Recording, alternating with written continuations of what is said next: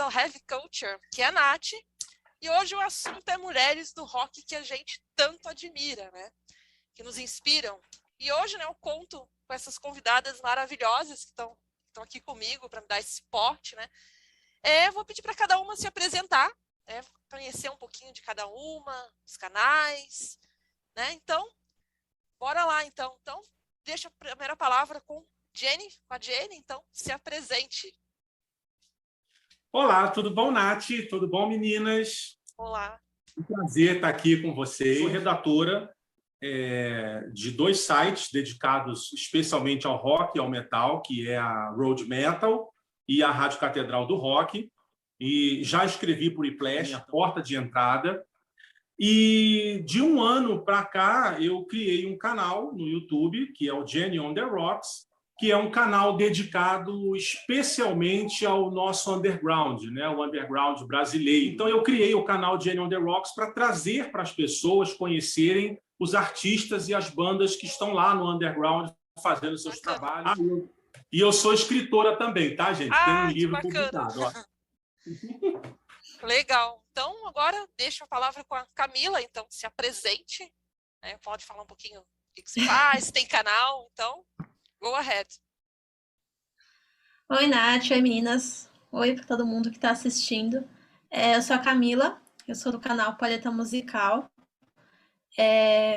Muito diferente da Jennifer, eu não sou nem redatora, nem nada do tipo, mas há mais ou menos 1 ano e meio, assim, eu e umas amigas, a gente resolveu criar um canal no YouTube para falar de música, né? Não só de rock, mas de música no geral. Nossa missão é sempre trazer principalmente algo novo, não necessariamente underground, mas que seja realmente, né, original e tal. E só quero agradecer o convite, estou bem feliz e vamos que vamos.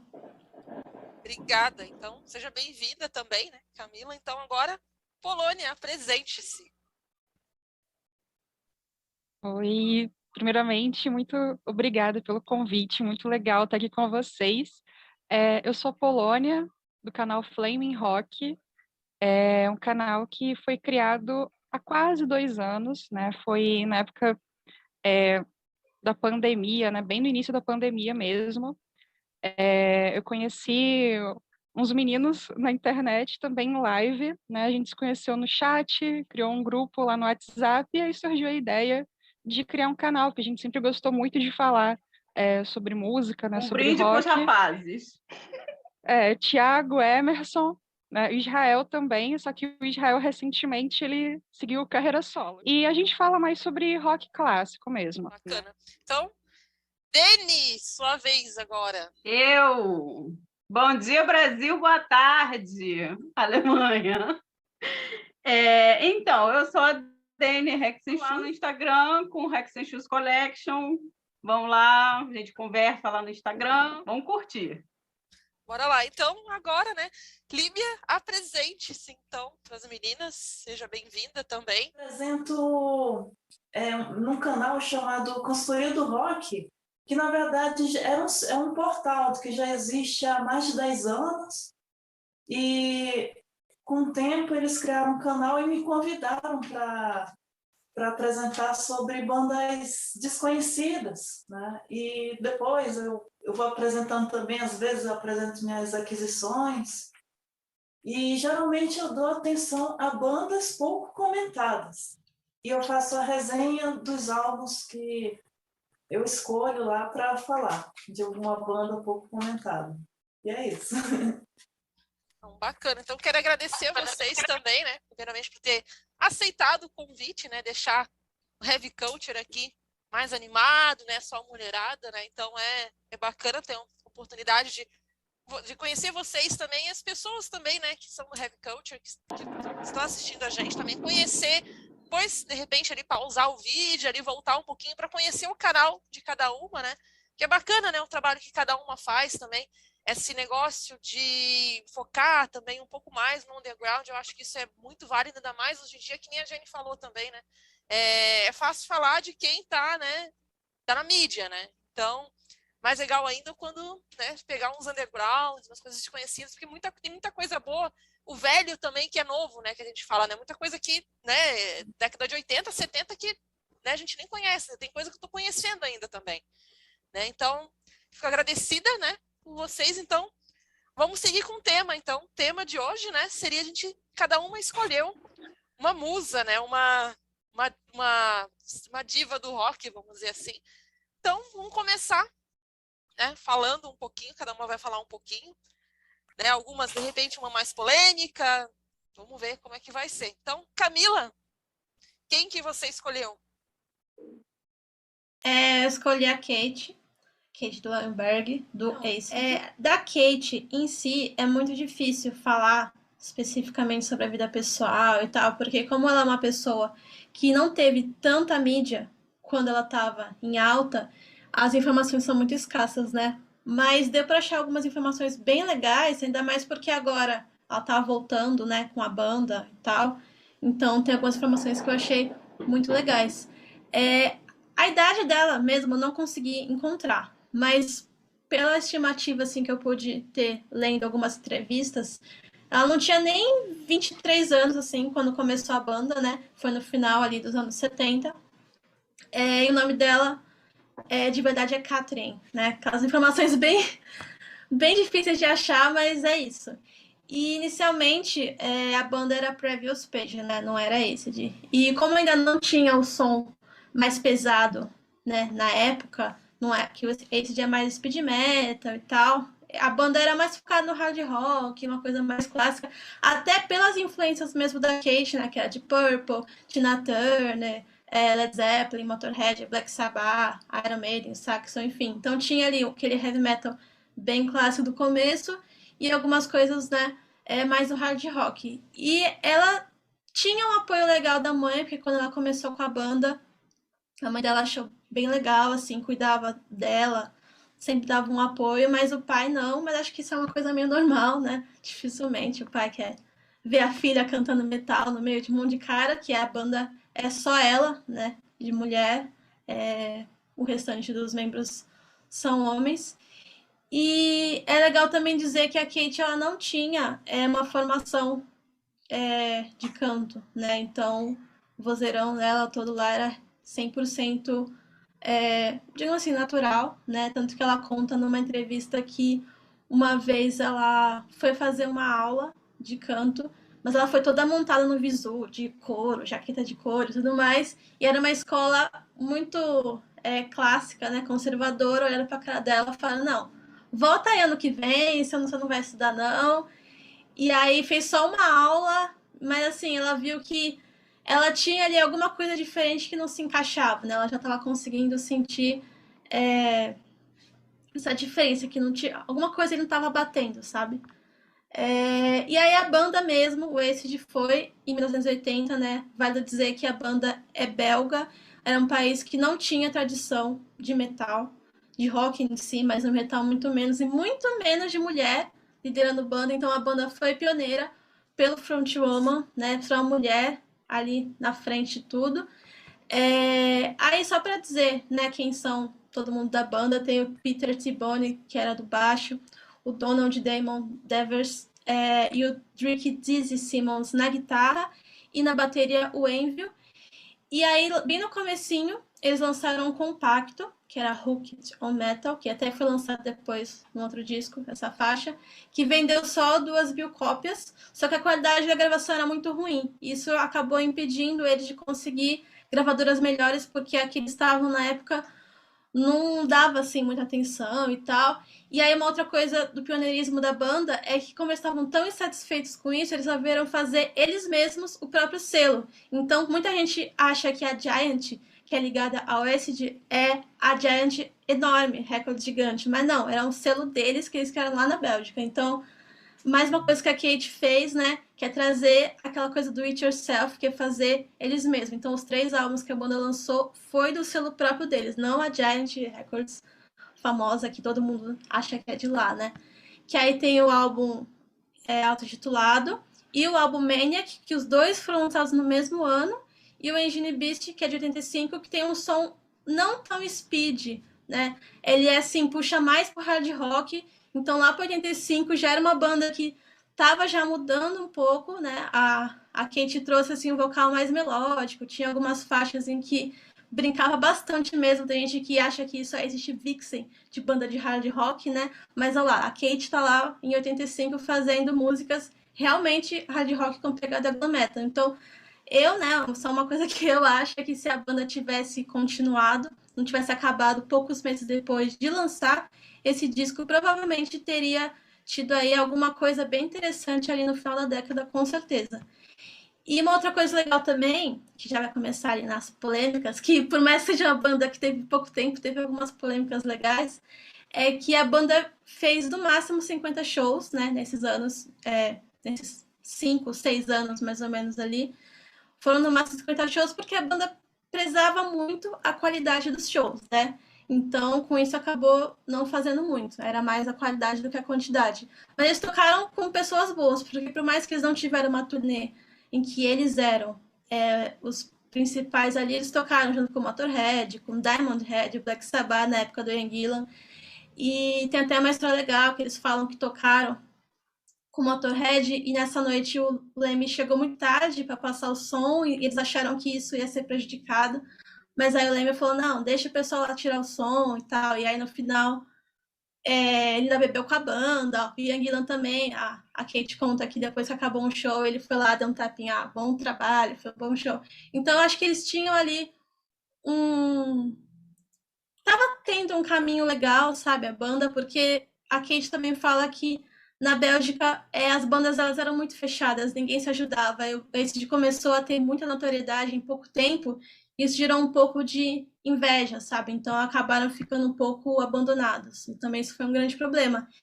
E uma outra história legal é que durante a gravação do segundo disco, né, então lá no começo da banda, eles foram chamados para tocar com a Joan Jett. E aí foram lá no show, só que aí a Joan Jett não gostou de ver que a banda tinha uma mulher no vocal, ficou bem ciumada, deu uma surtada lá, ainda mais depois que ela viu que o pessoal lá, né, da plateia tava vibrando, tava gostando do show, então, pô, Joan Jett, né, não tinha que agir dessa forma, bem feio.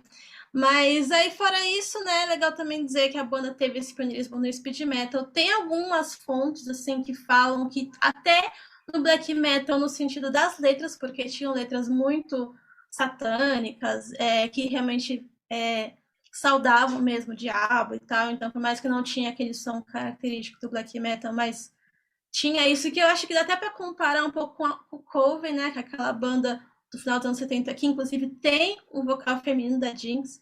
Então acho que por mais que não era também uma banda heavy metal, era mais um rock psicodélico, mas eu acho que tô chutando, tá, gente? Não é só uma impressão minha, que eu acho que teve essa inspiração por conta das letras, porque as letras do cover eram bem pesadas, muito parecidas com o que o Acid trazia. Acho que só o último álbum que as letras não estavam mais tão satânicas, tinha outras coisas, mas os 2 primeiros álbuns tinha essa pegada bem forte, né? E aí, como eu falei, eles se separaram, né?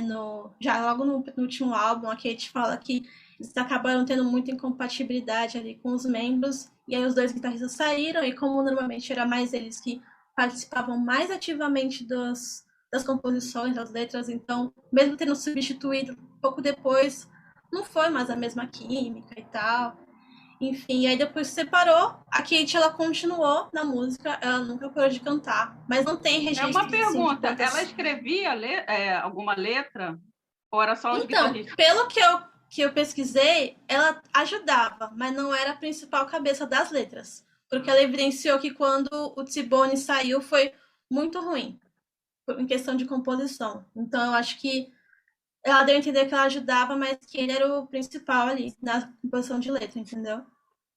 E ela nunca parou de cantar, ela evidenciou isso, que ela já cantou todos os estilos possíveis, mas que nenhum foi tão bom quanto esse. Então acho que é uma banda que ela realmente gosta muito, tanto que retornaram, né, em 2010, numa reunião no Keep It True, tocando a Max Overload, que eu acho que é o maior sucesso da banda.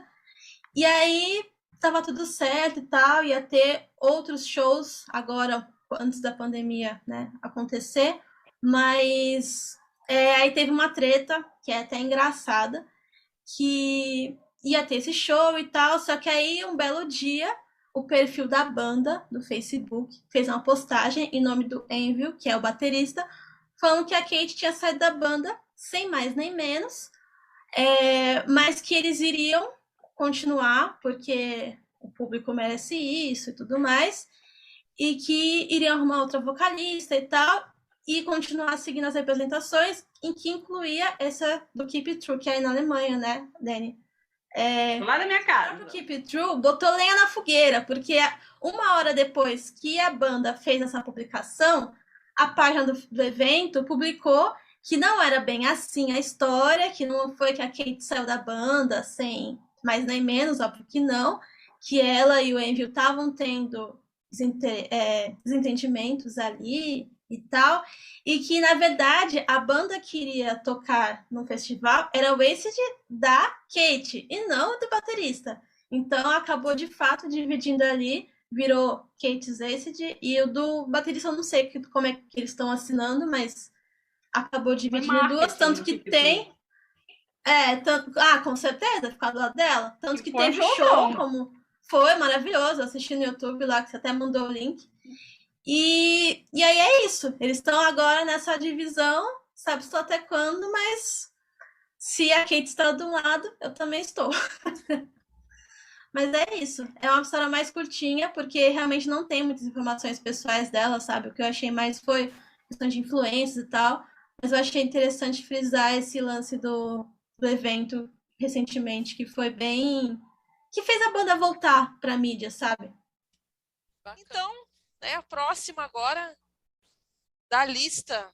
Vamos ver, então. Então, Dani, quem que você trouxe, então, de sua musa inspiradora? Trouxe uma musa que eu conheci na força do barraco.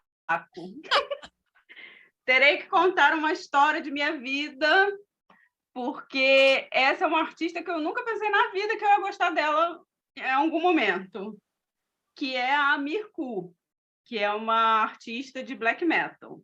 E, para quem não sabe, eu não trabalho com black metal, porque eu sou uma pessoa limpinha.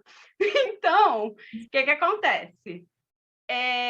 Houve um barraco num grupo de Facebook e um amigo meu, que é louco por black metal, um beijo pro Jean, me enfiou no barraco para eu pegar minha pipoquinha e ficar lá vendo. O conteúdo do barraco era que a Mirku não vale nada, que ela é uma péssima artista, que ela é poser, que ela não é capaz, enfim, desumanizando a pessoa de todas as formas possíveis. E só mesmo não falava nada, né? Só falava que era poser. E aí, aquele barraco foi tão... não sei, foi tão desumano aquilo ali, que não estava falando de som. Eu falei assim, eu vou lá ver no YouTube quem é essa mulher que o pessoal está odiando tanto. Porque tem que ter um motivo para ter tanto ódio assim. E quem estava esculachando a Mirku era uma mulher, não era um homem. Inclusive o Jean, que é homem, estava defendendo a Mirku. Aí eu falei, alguma coisa tem aí. E, de fato, a Mirku, ela foi muito rechaçada na internet por ser uma artista de black metal. O projeto Mirku é aqueles projetos típicos de black metal, que é o One Man Band, mas no caso dela é o One Woman Band, né? E o que acontece? A Mirku, na verdade, ela se chama Amalie Brum e ela é filha de um produtor, compositor dinamarquês. Então, desde criança, ela aprendeu vários instrumentos, né? Violino, violão, harpas diferentes, tipos de harpa, lira, vários instrumentos de corda, piano, bateria, tudo. E também começou com aulas de balé muito jovem. E aí, desde criança, ela sabia que ela queria trabalhar com arte e com música e tudo mais. Então, quando ela era mais jovem, ela trabalhou muito como modelo. Então, tem propaganda de perfume que ela está lá como modelo. Tem muitos clipes que ela aparece. Enfim. E nisso, ela, em 2008... ela ela nasceu em 85, tá? Para a gente contextualizar mais ou menos. Em 2008, ela compôs uma música que foi tema de um reality show nos Estados Unidos. O reality show chama Paradise Hotel. Aí, fez muito sucesso. Ela montou uma banda pop chamada X-Cops, lançou um disco solo de pop, que tem uma faixa que tem até clipe, que inclusive foi citado nesse barraco. O barraco todo era... Mas ela lançou um clipe de pop, era um clipe tipo Paris Hilton, assim. E aí, ela ficou conhecida nos Estados Unidos, né, como revelação pop, alguma coisa assim, ganhou uns prêmiozinhos aqui e ali, fez participação no canal chamado The Lovely Island, que são os caras que fazem paródia e comédia no YouTube, que tem um clipe famoso do Jack Sparrow, que é o Michael Bolton, que canta. Vocês já devem ter visto. Ninguém conhece, gente? Ninguém conhece esse nome? É muito engraçado. O Michael Bolton, sim, mas talvez esse clipe em específico não. Enfim, mas para quem é da zoeira da internet e joga uma calcinha pro Michael Bolton, já viu esse videoclipe, que é muito engraçado, que ele faz o Forrest Gump. Michael Bolton, né? Quem não joga, né? Deus, o rei das festas de 15 anos. Aliás, Deus do céu, Michael Bolton na Terra. Né? Pro Jack Sparrow também, né? E aí, nesse clipe, ela aparece. Ela não canta nem nada, mas ela aparece porque ela trabalhava de modelo. Então, tem muitas coisas, assim, do mundo pop, né? Vamos dizer assim, em que você acha a Mirku. Aí, essa banda dela, o X-Cops, eles romperam em 2014. E aí, em 2014, a Mirku já tinha ali seus 29, 30 anos, já estava com um dinheirinho, né, querida? Aí ela falou, bom, agora eu vou trintar, vou fazer o que eu gosto. E aí ela largou tudo, largou o mundo pop, largou as coisas que ela poderia ter, porque a aparência dela é de top moda mesmo, tipo uma Ana Hickman, né? Então, ela largou tudo e montou o projeto chamado Mirku. Só que o que acontece? A Relapse Records que lançou esse álbum. E, na minha humilde opinião, a Relapse Records não teve muita visão na hora que foi vender o produto, porque eles já colocaram lá revelação do black metal dinamarquês, não sei o quê. E aí a gente já sabe que o pessoal do black metal é mais mimizento. É o pessoal que é o underground do underground. Povo insuportável. Pois é. Então, assim, se fosse um cara, ele mulher, também ia né? receber um hate infernal. Porque até os caras do Dimmu Borgir, porque fizeram sucesso nos Estados Unidos, tomam hate até hoje. Só que o que acontece? A própria Mirku, ela não se autodenomina black metal. Ela diz que tem um estilo dela, mas tudo bem chamar de black metal, não tem problema. E ela montou essa One Woman Band, porque ela, tirando a bateria, eu não sei ao certo, porque a discografia dela são 3 álbuns e um EP. Eu sei que no último álbum ela toca todos os instrumentos, só a bateria que ela não toca. Mas eu não tenho certeza se nos outros ela toca alguma coisa de bateria. Eu sei que ela toca um pouco, mas não o suficiente para gravar um disco. Então, ela tocou tudo e tomou muito hate, porque no primeiro álbum tem uma música chamada On the Born, que eu não vou saber pronunciar os nomes das músicas, tá, gente? Porque ela canta em norueguês, em dinamarquês, em sueco e um pouquinho de inglês, porque o tema principal da obra da Mirku é a cultura escandinava. Lembrando que Finlândia, Ilhas Faroé, Islândia, esses agregados, falam que são da Escandinávia porque tem dinheiro, aí paga pelo título, mas não são países escandinavos na verdade, vamos dizer assim. E ela canta nesses idiomas e alguns dialetos também, E o foco das letras, né, são a cultura escandinava, num todo, e mitologia, né? E aí, o que acontece? Essa música On The Born, o pessoal rechaçou ela de todas as formas na internet, falando que essa música seria plágio do Ulver, que é uma banda clássica do black metal, né? Que tem um disco chamado Bergtat, e aí a primeira música desse disco seria igualzinho a On The Born. Só que o que o pessoal prego do metal não sabia é que o homem que produziu esse disco, essa música, foi o Christopher Rick, que é o homem que cantou no Uber, o homem que cantou no disco.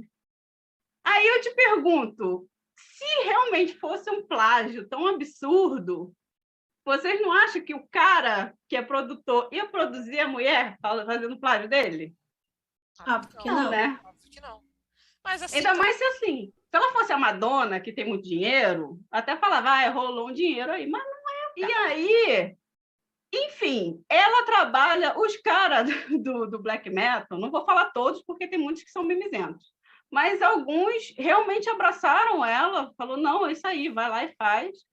Só que o hate foi tão grande, mas tão grande, né, assim, em 2016, assim, 2015, 2016, depois desse primeiro álbum, que foi lançado em 2015, que ela teve que apagar a conta dela do Facebook.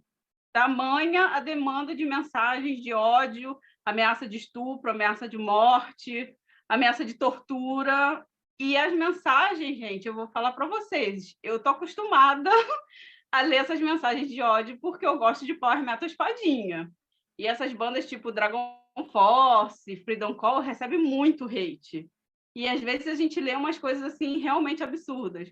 Mas a quantidade e o conteúdo das mensagens que ela recebeu foi tão pesado que eu cheguei até a falar com a Camila que eu estava até passando mal no dia. Que eu estava assim, nossa, eu vi tanta bosta que eu fiquei com dor de cabeça. E aí Quando a mulher sempre tem um teor diferente, né? Uma coisa é dar hate numa banda cheia de homem, tipo power metal, outra coisa é em mulher. Já com parte esse tipo pro lado, de... sempre pro lado mais sexual, vamos dizer assim. Exato, pois é. E houve muito... Tem um vídeo que é horrível no YouTube. Eu também nunca tinha visto vídeo de hate, sabe? Porque eu tenho mais o que fazer, né? Porque para mim uma pessoa que faz isso não tem o que fazer. E aí o pessoal falando que ela possivelmente tinha anorexia, porque ela estava muito magra no vídeo. E falando umas coisas assim, nada a ver. Eu fiquei, meu Deus do céu, como é que esse povo faz um troço desse, sabe? E aí ela teve que retirar a conta do Facebook. E o hate foi tanto que a mídia, né, especializada, vamos dizer assim, a Relapse, todo mundo teve que se posicionar de alguma forma porque estava demais. E aí, esse é o link com o barraco lá do início que eu falei, que eu conheci ela no barraco. E eu fiquei assim, lendo essas coisas, eu fiquei assim, gente, de fato, quando falam nessa mulher, sempre dá barraco, porque o povo não aceita ela. Sendo que não tem que aceitar, não gosta, não escuta. Porque o black metal ele é underground por si só. Se você é black metal, você tem que tocar black metal, não pode querer tocar, de repente, um hard, não pode tocar, de repente, um jazz, que seja. Tem uma galera que nem outros tipos de metal escuta, só escuta black metal. Se fecharam. É esses rolês assim. Mas tudo bem, deixa os caras lá. Os caras estão felizes, deixa lá.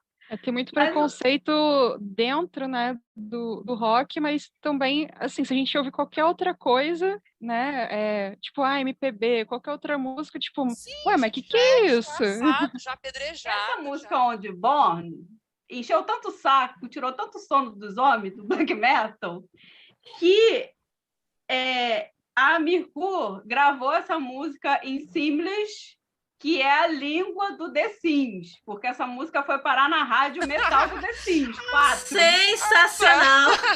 Para xoxar a galera, porque tudo bem, é pop, não pode popularizar o metal, o black metal, mas vocês já imaginaram um montante de dinheiro que essa mulher não recebeu para botar a música dela do The Sims?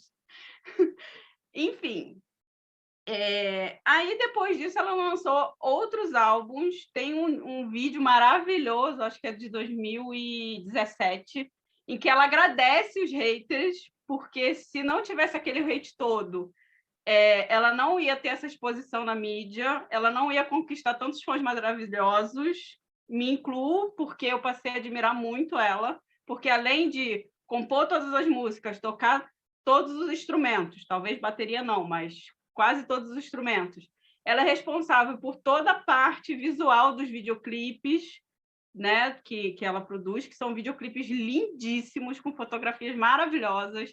Ela faz todo o figurino de todo mundo que toca com ela, que são figurinos, roupas tradicionais e tudo mais. Então, ela é uma artista completamente autônoma, ela faz tudo do jeito que ela quer, com quem ela quer, e ela não precisa de ninguém para ajudar. É lógico que ela tem ajuda lá do pessoal que trabalha com ela, mas ela é a cabeça do negócio, ela não é uma mulher que recebe ordem de ninguém. E as entrevistas dela são excepcionais. Gente, que mulher inteligente. Tem uma entrevista com ela para a Moeba, né, aquela loja, que ela mostra vários discos de pessoas, né, que influenciaram ela. Então, tem ABBA, tem Tchaikovsky, tem King Diamond, quer dizer, Merciful Fate, tem tudo. Tem Portal, que é uma banda de black metal, que tem um cara com um relógio cuco na cabeça, muito doido. Então, assim, ela é uma pessoa completamente aberta a sonoridades, é uma pessoa extremamente culta, ela fala vários idiomas, enfim, eu fiquei completamente apaixonada por essa mulher. Mesmo que o som de black metal dela, quando ela chega na parte black metal, não seja uma coisa assim que me apetece tanto, mas ela tem muito de música folclórica no som dela. Então, tem álbuns que é uma faixa bem folclórica, bem folk, bonita pra caramba, aí a próxima é bem black metal, aí a outra é suave, e assim vai.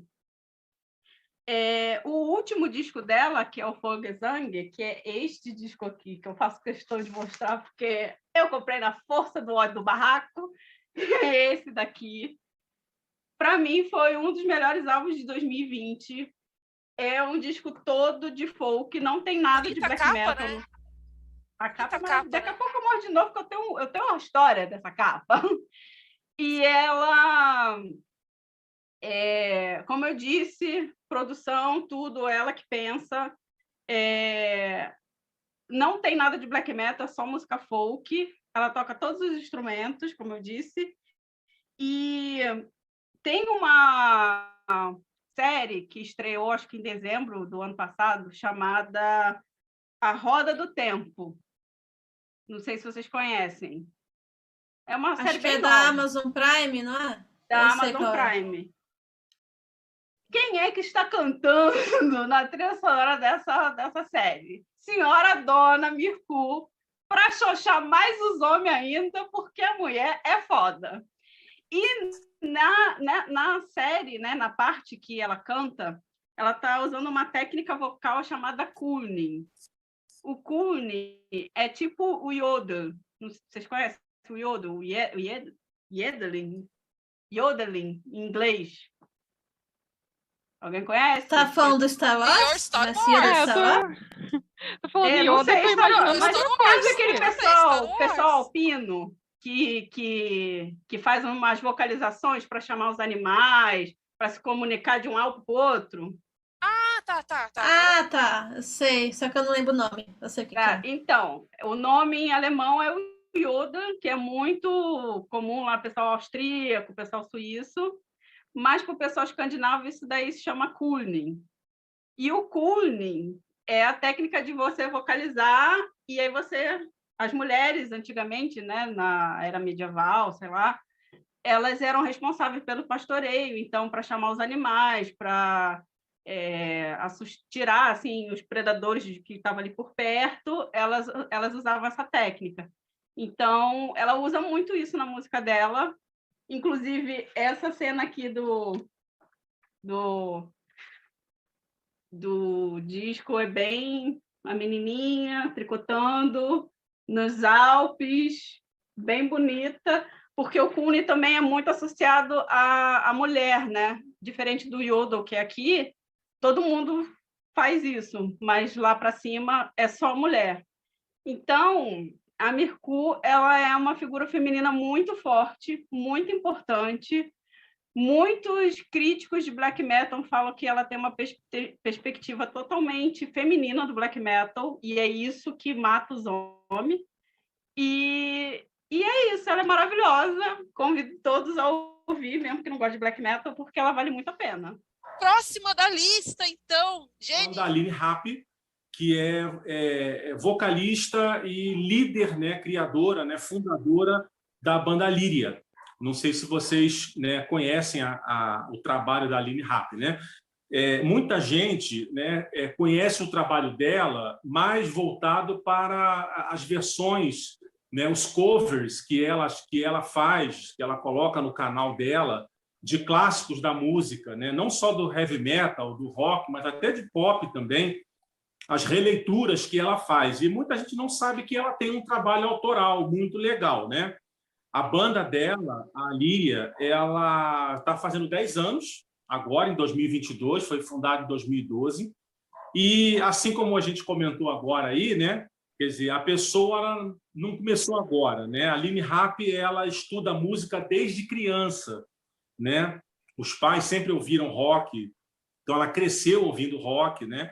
E desde os 13 anos que ela começou a estudar música, né? Então ela estudou canto popular, canto lírico. Na adolescência dela, ela já tinha passado por diversas bandas, né? E foi ganhando experiência, mas só profissionalmente falando, a música tomou esse rumo na vida dela quando ela fundou a própria banda dela, né? A banda Líria. Então, na banda Líria, ela escreve, então ela compõe, ela canta, como eu falei, né? Ela está liderando ali a banda, né? Com o trabalho que ela comentou comigo, né? As influências dela como cantora, né? Então, ela citou, por exemplo, Evanescence, foi a primeira grande influência dela, né? Nightwish, Lacuna Coil, Within Temptation, After Forever, todas bandas com vocalistas femininas, né, com frontwoman, né, além de outras bandas também que não traziam mulheres à frente da banda, né, mas essas que ela citou, por exemplo, foram bandas que ajudaram ela na formação dela como cantora, né? E a banda Líria é uma banda de metal sinfônico, mistura ali um pouco de música celta, folk, né, junto com aquelas harmonizações todas. Aqui, essa banda ela tem um diferencial, que é a temática lírica escolhida pela banda. Então, assim, eles falam sobre as questões mais problemáticas da nossa sociedade hoje, né? Então, superação de obstáculos, né? A luta diária, né? Para você vencer, né, na vida, vencer os seus problemas, né? Quer dizer, como você enfrenta os seus problemas.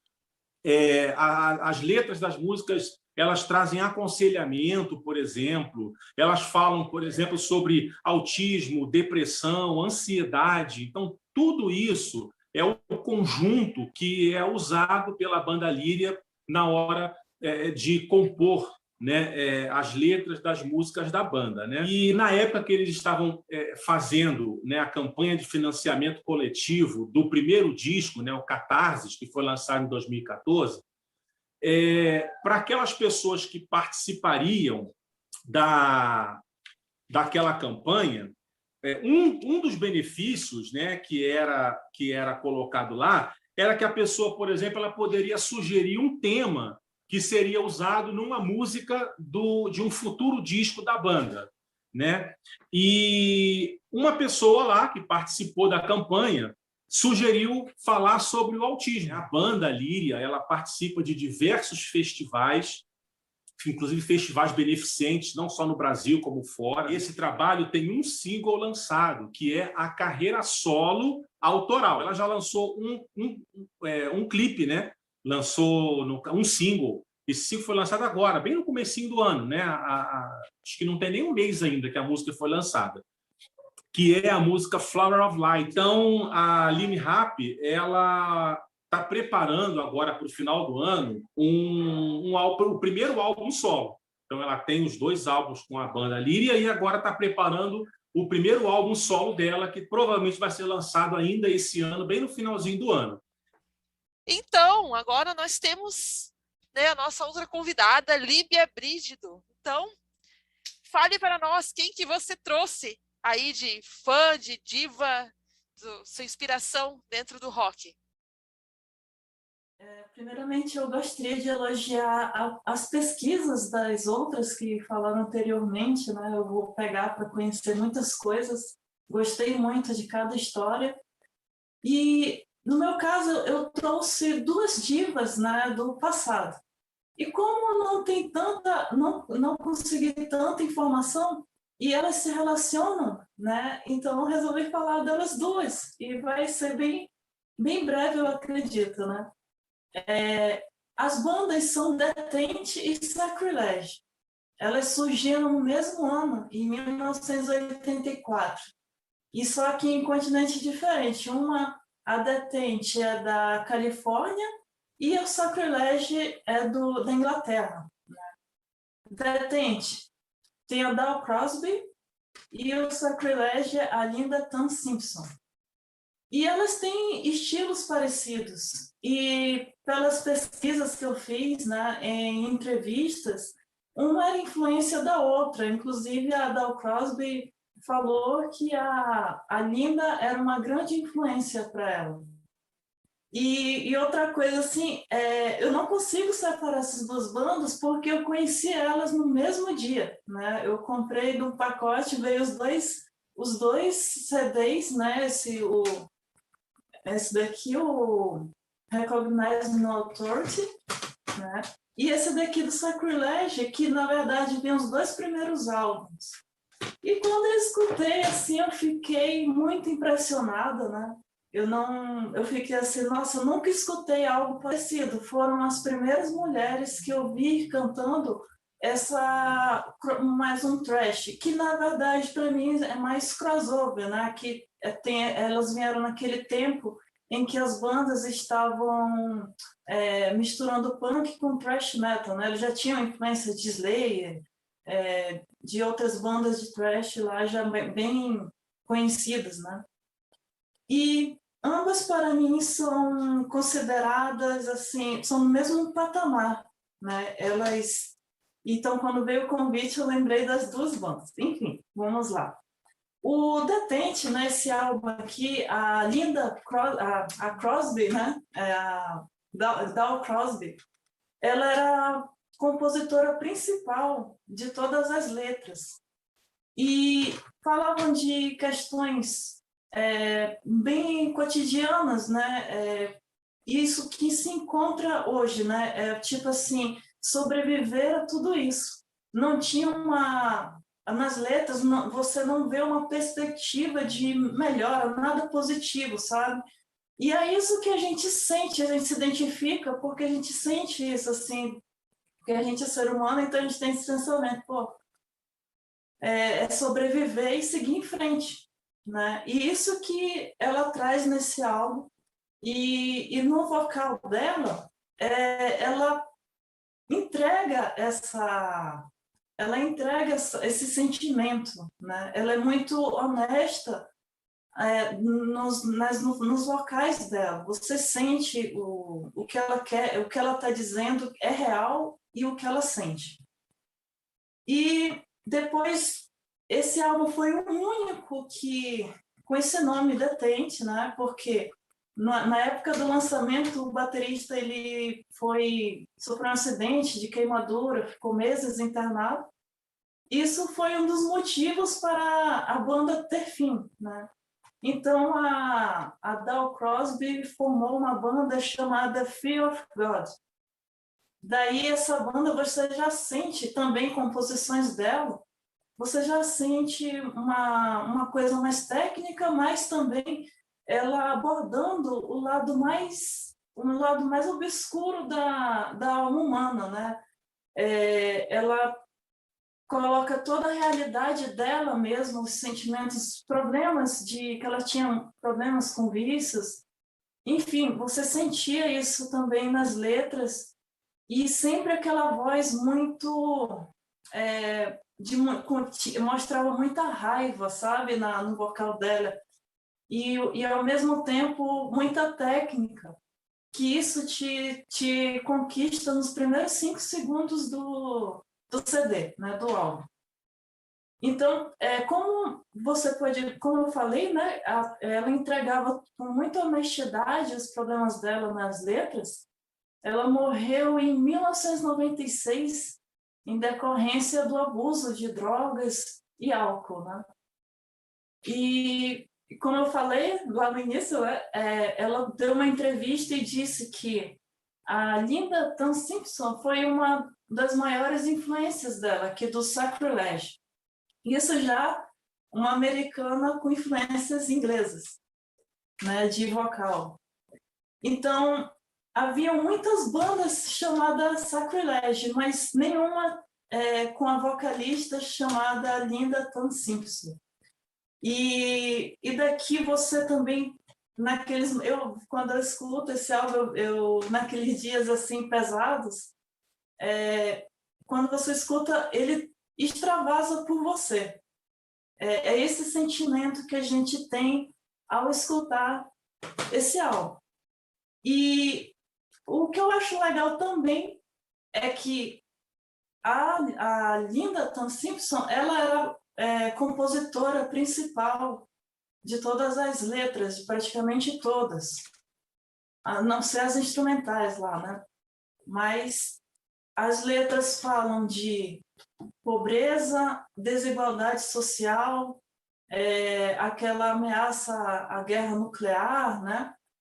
E todas essas questões sociais que ela coloca na letra, ela inclui o cenário aquele cenário das histórias do autor lá do Senhor dos Anéis, O Tolkien. Tolkien, né? Então tem toda essa J.J.R. Tolkien, né? Ambientadas nas histórias do Tolkien, isso que eu achei legal, e isso é inédito, isso na época foi inédito no cenário, né, do crossover, do thrash. E isso o que eu quis destacar assim rapidamente, né, dessas duas vocalistas, a Dawn Crosby e a Linda Tan Simpson, é que isso, pelas composições e pelas histórias dela, vai além simplesmente do fato de elas serem bandas com vocalistas mulheres, porque elas fizeram a diferença. E tanto que esses primeiros álbuns, principalmente o primeiro do Sacrilege, já na estreia, bandas como Napalm Death se sentiram inspirados nesse primeiro álbum que eles gravaram no Sacrilege, né? E isso que eu quis destacar, que independente de tudo, elas foram divisores de água. E mesmo com poucos trabalhos, ainda pode ser lembrado, e eu acho que vale a pena destacar a importância delas no cenário musical do metal. E é isso. Bacana. Bom, né? Agora chegou minha vez também, né? Então, acho que o óbvio, o nome que eu vou trazer é um pouco conhecida, né? Mas acho que às vezes o óbvio tem que ser dito também. E polêmica também. Mas é minha crush, Lita Ford. Lita Ford é uma inspiração que eu tenho, assim, não só musicalmente. Lita Ford, o que a gente conhece de Lita Ford, né? Começou no Runaways, né? Um projeto que tinha uma banda, né? Dá para se dizer que foi praticamente né? Até pelo próprio filme, acho que mostra isso também. A própria história do The Runaways foi uma banda um pouco meio que pré-fabricada, vamos dizer assim, né? Foi algo muito, talvez, né? Orgânico, vamos dizer assim. até por questão mercadológica da época, era anos 70, né? Então, bandas de mulheres também naquela época, nos anos 80 já era difícil, imagina nos anos 70, né? Então, e a impressão que eu tenho, assim, de quando se fala de Lita Ford dentro do The Runaways, eu tenho a impressão, até pelo próprio filme, que ela ficou um pouco apagada dentro da banda. Sempre achei Lita Ford melhor que Joan Jett, vamos dizer assim. Joan Jett é muito performática. Então, começou no The Runaways, banda acabou, até por uma questão de ideias diferentes, porque a Joan queria já levar a banda para um lado mais punk, influências de Ramones, e Joan Jett queria levar mais para o lado hard. Então, ela saiu e fez a carreira solo dela. Os dois primeiros álbuns, ela, se não me engano, o primeiro ou o segundo, os dois primeiros, ou só o primeiro, não vendeu lá aquelas coisas. Mas depois teve bons lançamentos dela, né? O próprio álbum intitulado Lita, que é o que eu gosto bastante, que mostra bem a personalidade dela. E tem o Dangerous Curves, né? Que é um álbum de 91, que é o que eu mais gosto dela. Inclusive, nesse álbum, né? Ford, eu não considero só hard rock, né? Mas tem muita coisa de influência de metal ali, até mesmo por questões de influências dela. Eu acho bacana isso também, ressaltar que as influências dela é Blackmore. Ela tinha essa influência de Rich Blackmore na guitarra, né? Então, e toda a questão, né? E tem a questão polêmica dela também, que os casamentos delas frustrados, né? A questão de relacionamento. E nos anos 80 ela foi, vamos dizer assim, uma das percursoras, assim, não posso dizer percursoras, mas na mídia foi uma das que mais se destacaram. E eu acho que o destaque dela não só ok, tem a questão da sexualização da mulher nos anos 80, mas tinha mais coisa ali por trás dela. Ela tinha um recado, uma mensagem muito forte para passar. Então, isso é até visível nos videoclipes dela. Questão da sexualização dela, de repente, mas acredito que até as próprias bandas do hard rock dos anos 80 masculinas tinham essa sexualização também. Bon Jovi tinha toda aquela postura de palco de sem camisa. Então, dizer que o hard rock...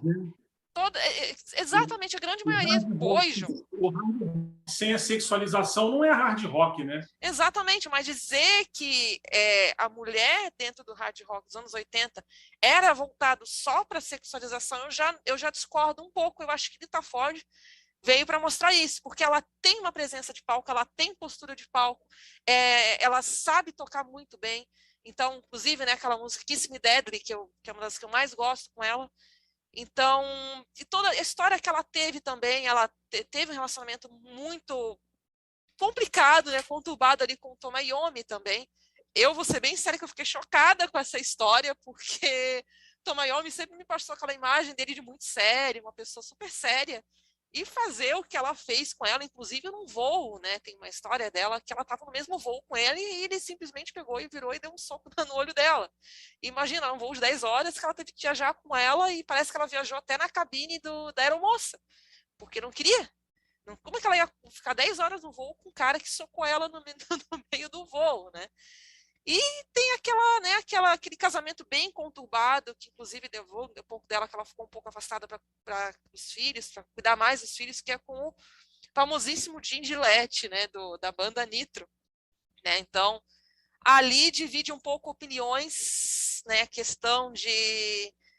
É até estranho, até um pouco para mim sou estranho, porque Lita Ford sempre me passou aquela postura pesada, aquela sexualização toda dela, ela sempre me passou uma imagem de uma mulher muito forte. Mulher que peita, que enfrenta situações, que tiver que fazer, ela faz. Então, ela sempre me mostrou muito essa imagem de mulher forte. Isso que eu admiro nela, assim, bastante. Não só a questão musical, mas essa questão de postura de anos 80, macharada, que se foda, vou tocar e vou mostrar que eu sei tocar, entendeu? Então, isso, para mim, representa muito, principalmente dentro da cena dos 80, que eu acho que ali o sexismo ficou muito, muito estourado, vamos dizer assim. A questão da sexualização da mulher na música, eu acredito que já tinha até desde os anos 70 já. A gente pega The Runaways, a própria história da The Runaways, já tinha toda essa questão... Mas porque beleza e sexo vende Exatamente. Muito. Então, a própria Suzy 4 também, que estava ali sozinha, liderando também, tem entrevista que ela fala que ela se sentia mal por estar sendo sexualizada, por estarem passando a mão nela, mas ela não podia fazer nada porque ela estava ali e aceitava, ou não aceitava e não tinha mais nada para ela. Exatamente. Então, até essa questão da sexualização, eu acho que é cíclico, é histórico. Não estou querendo justificar aquela, vamos dizer assim, o machismo dentro dos anos 80, mas é uma coisa que é um comportamento vindo da década de anos 70, que era uma coisa muito paz e amor. Então, os próprios, eu acredito, essa parte comportamental. Se a gente pegar a história da maioria dos frontmans, das bandas, dessas bandas dos anos 80, que tinha todo esse sexo, drogas e rock and roll, os pais deles eram pais que serviram em guerra. Pais, as avós, eles foram criados por avós. Então, tinha uma rigidez numa educação muito forte. Então, isso acaba o quê? Gerando... Isso não é nem exclusividade do rock dos anos 70, não. Por exemplo, eu que curto muito disco music, a própria disco music também trata da sexualização da mulher de uma forma muito ampla, né? Sim. Também faz isso, né? Só você pegar... Não aparenta, mas sim, com certeza. Como os embalos de sábado à noite, nos tempos da Brilhantina, você percebe isso muito bem, né? O próprio ABBA. A própria Donna Summer, da forma como ela era para ser inicialmente totalmente sexualizada, e ela tentou ir contra, então Sim. Geral isso. Acredito porque justamente eu acredito muito nessa coisa visual. Anos 70, a gente olha aquele visual, não tem tanta insinuação visualmente. Eu tenho essa impressão, pelo menos nas bandas, na questão visual. Não tinha tanto, porque a moda era um outro conceito na época. Então, anos 80, barriguinha de fora, bunda de fora, e começou a soltar, né? Então, ali era muito mais visível a questão da sexualização, mas não que os anos 70 já não tinha. Já tinha, mas não era tão perceptível. Essa é a minha visão. Então, questão da sexualização não era só dentro com a mulher, o próprio Bon Jovi. Bon Jovi era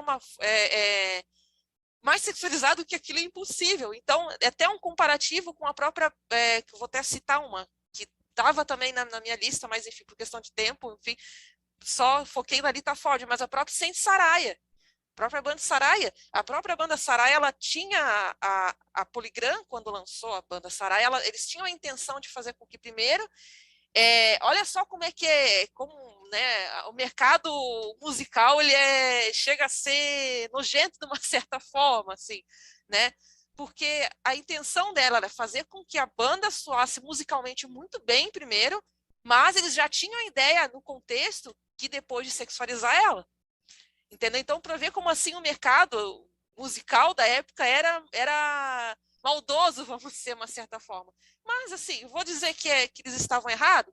Era uma tendência da época, que deu certo, liberdade. Né? Então, a questão da sexualização dela, nesse ponto, Lita Ford me inspira por isso. Ela foi sexualizada? Foi. Ela usava a bunda de fora, não estava nem aí. Mas ela tinha uma história muito forte. Ela vem de uma história de casamento, né, muito complicado com o Jim Gillette. Enfim, ali divide opiniões. Eu não estou só defendendo ela nessa questão desse casamento que ela teve com ela. Eu acho que ali os dois ali dividem a culpa, vamos dizer de uma certa forma, até porque quando eu soube dessa história dela, trocando em miúdos, né, resumindo essa história, né, que o Jim fala que ela era muito agressiva com os filhos, botava os filhos contra ela, e ela já fala o contrário também, que ele botava os filhos contra ela. Só que o que me chocou é o tribunal, que eu fiquei meio dividida, que o tribunal deu a guarda total para ele dos filhos. Então, putz, a gente está acostumado, né, num mundo em que o que geralmente, né, o que acontece, né, juridicamente? Geralmente, o que acontece? O homem que perde a guarda da mulher. A gente está acostumado a ver isso. Né? Então, quando é o contrário, será que a justiça errou tanto assim em achar que, de repente, a Lita estava errada? Então, eu fico meio dividida na história. Eu acho que eles dois dividem culpa. No caso dela, ainda foi mais grave, porque, além dela perder a guarda dos filhos, ela foi proibida de chegar perto. Sim! Né? Quer dizer, foi até além, né? Quer dizer, ela chegou a ser proibida, não me lembro agora por quanto tempo, mas ela chegou a ser proibida de chegar próximo dos filhos, né? Uhum. Sim, mas a questão também, ele também, vamos ser bem sério, também não é fluxichê. Eu acho que ali os dois, vou ser bem, briga de marido e mulher. Também? complicado, eu até tinha comentado aquele outro dia que a gente falou sobre isso no privado, é que como faz muito tempo isso, é um pouco difícil a gente analisar de uma forma Exatamente. certa. Eu vou dar o mesmo exemplo que eu comentei aquela vez. Eu cresci vendo, ouvindo a Britney Spears. E na minha cabeça, o que eu via é que ela era errada, que ela perdeu o lugar dos filhos porque ela mereceu, porque ela era louca. Exatamente. Só que quando começou o movimento para libertar a Britney da tutela, que a gente começou a entender que tudo que ela passou foi armado pra ela passar de louca, eu repenso, nossa, será que ele tá falando de realmente era louca? Será que ela Exatamente. realmente mereceu? É, Não tem como saber. Então não eu tem como prefiro saber. até. Não nem fico neutro, eu prefiro pensar que ele tá falando de foi, de certa forma, uma vítima. Não que ela era santa, mas que a forma como ela agiu foi induzida pela tudo que ela passou em volta, entendeu? E Exatamente. Não um aí, no relacionamento. fim, perdeu a guarda dos filhos, porque ela explodiu, enfim, por N motivos. É muito É, complicado ver dessa forma. a vida dela dentro da cena do rock and roll dos anos 80 era tudo muito louco, né? Era sexo, drogas e rock and roll. Inclusive, ela lançou um livro, né? Living Like a Runaway. Inclusive, também é um álbum dela, de 2013, que esse álbum até é um álbum mais introspectivo dela. E ela manda bem, tocar como ela tocava, inclusive, né, o próprio gravou com Ozzy, né, ela conquistou o álbum de platina dividindo, né, sucesso com o próprio Ramones, com o Van Halen, com o Motley Crue, Bon Jovi, Def Leppard na época, poxa, ela tava pau e pau ali na época. Então, assim com Vixen também, mas Lita Ford tem aquela bagagem que a gente vê, né? Ela tem uma bagagem histórica muito, muito forte para mim. Então, eu conheci Lita com o The Runaways e, engraçado, o The Runaways, quando eu ouvi, o que mais me chamou atenção não era Joan Jett. Não que eu não gosto da Joan Jett, gosto, mas sempre quem me chamou atenção foi a Lita. Então, para fechar, né? O quadro, né? Falamos já de... Foi bacana, né? Bacana que cada uma falou falou de speed metal, uma falou de thrash, eu falei do hard rock, né? Tá bem diversificado, né, os estilos, né? Black metal, speed, thrash, classic. Acho que já dei spoiler já. Então, Polônia, sua vez. Falar agora da rainha, da Janis, Janis Joplin. Eu sou apaixonada pela Janis Joplin, eu gosto bastante. E a gente pode pensar também, mas é manjada, batido falar da Janis. Cara, não. Sabe por quê? Não é? Porque ela realmente, é um nome muito conhecido, rainha do rock and roll e tal. Mas as pessoas realmente hoje em dia estão ouvindo Janis Joplin, as pessoas conhecem a obra dela, né? Eu acho que não. Então, assim, é importante falar até para manter isso vivo, né? Para não se perder com o tempo. O Às óbvio tem que ser vezes, dito, né? Às vezes também. é, isso, exatamente. Porque tem muitos artistas, muitas bandas consideradas clássicas, mas vai passando o tempo, as pessoas vão ouvindo outras coisas e ficam assim como, é clássico, é famoso, mas as pessoas não se dão o trabalho de fato, conhecer, né, a obra daquele artista. Então, acho importante falar assim, para quem só conhece de nome.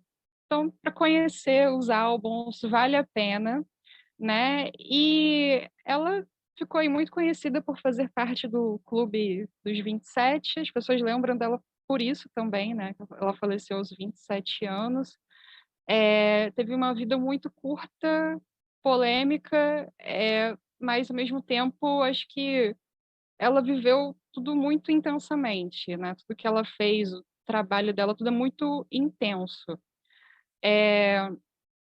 Ela também ficou muito conhecida pelo rock psicodélico, ela virou um símbolo, né, dos anos 60, e ela começou, né, ela se tornou famosa com a Big Brother and the Holding Company, né, ela foi chamada para participar desse grupo, e com eles, ela lançou 3 álbuns, né, sendo um ao vivo, tem um que hoje em dia até que é famoso, mas na época não fez tanto sucesso, que é o Cheap Thrills, que foi lançado em 1968. Ele tem uma sonoridade mais crua, ele foi gravado para que soasse como um álbum ao vivo, né? E tem músicas famosas, tem Summertime, Piece of My Heart, então Ball and Chain, são músicas que eu acho que são bem lembradas, né? E na época ela foi se tornando maior que a banda, né? Aconteceu isso, né? Tem um festival de Monte Rei, né? A banda se apresentou e ela virou o nome de tudo, era que banda da Janis, não era mais, né, Big Brother, era Janis Joplin. E aí ela acabou saindo, né, e formando uma outra banda, que foi a Cosmic Blues Band. E aí ela lançou o seu primeiro álbum solo, que foi em 69. Eu assisti um documentário, tem até no YouTube, já faz um tempinho que eu assisti. Ele é narrado pela Pitty, se chama As Últimas Horas de Janis Joplin. E lá os amigos comentam que ela não era muito boa para liderar uma banda, que ela acabava trocando os músicos, então começava uma coisa, não terminava direito. Então, essa banda, eles só lançaram esse álbum, né? E logo depois ela já organizou aí uma nova banda, que foi a Full Tilt Boogie Band. E nessa época, eles estavam gravando o disco... Cara, eu não sei pronunciar. Me ajudem aí na pronúncia, né? Que é Pérola, tradução de Pérola, que é o álbum mais famoso dela. Esse álbum foi lançado após o falecimento da Janis, né? Ela faleceu no processo de gravação do álbum, tanto que tem uma faixa chamada Buried Alive in the Blues, que é uma música instrumental. Não deveria ser uma música instrumental, acabou sendo uma música instrumental porque ela faleceu, então eles deixaram daquele jeito. E esse álbum tem grandes clássicos da carreira dela, né? Tem a Mercedes-Benz, tem Half Moon, então acho que ficou bem conhecido, é um álbum bem emblemático. Acho que para quem não conhece nada de Janis, acho que é um álbum que acho bom você começar por esse mesmo, né? É o sucesso comercial dela, tem os maiores clássicos e fez todo esse sucesso, né? Ela nem estava mais aqui, né, para ver tudo isso, né? Ela já havia falecido. Mas ela deixou o seu legado na música, acho que influenciou muitas cantoras, muitos artistas, né? Acho que é isso. Janis Joplin, para sempre. Vamos ouvir Janis, acho que vale muito a pena. Tinha uma coisa muito peculiar nela, né? Primeiro, assim, porque ela era muito influenciada pelo blues, né? E a voz dela, né? Inigualável, né? Uma marca registrada dela, né? Quer dizer, aquele timbre, né? É tipo de Não tinha cantora que você aparecido ouve, tipo antes. assim, é Janis, entendeu? É muito característico, muito Exatamente, é um personalizado, né? timbre É a que é marca só dela, dela. digital. Antes e depois, né? Aquele timbre assim que trazia um pouco de rouquidão, né? Uma coisa rasgada. Parece que ela puxava do coração, né? Da alma e parecia um sofrimento, né? Ela expressava um sofrimento na voz, típico do blues, né? O blues tem essa questão do sofrimento, né? Da tristeza, da dor, né? E ela trazia isso, né? A música dela tinha alma, coisa que pouca gente conseguia fazer, né? A música dela tinha alma. Então, esse foi mais um vídeo, né? Foi um vídeo aqui contando um pouco sobre essas mulheres maravilhosas, muita coisa nova, que tem mulheres aqui que eu realmente não conhecia, né? Foi bem diversificado, né? Cada uma falou, né? Foi bem dinâmico, né? E, tipo, ninguém combinou nada, né? Cada uma falou de speed, uma de black, power, thrash, hard, classic, né? Então, quero agradecer, né, a vocês por terem aceitado. Dani, Jenny, Líbia, Camila, Polônia, Dani, Jenny, se eu esqueci de alguém, e desculpa, mas quero agradecer a vocês, pessoal do Heavy Culture, curtam, compartilhem, agradeço a vocês também, e estamos aí, e que venham mais vídeos no canal, e tem mais coisa bacana vindo por aí.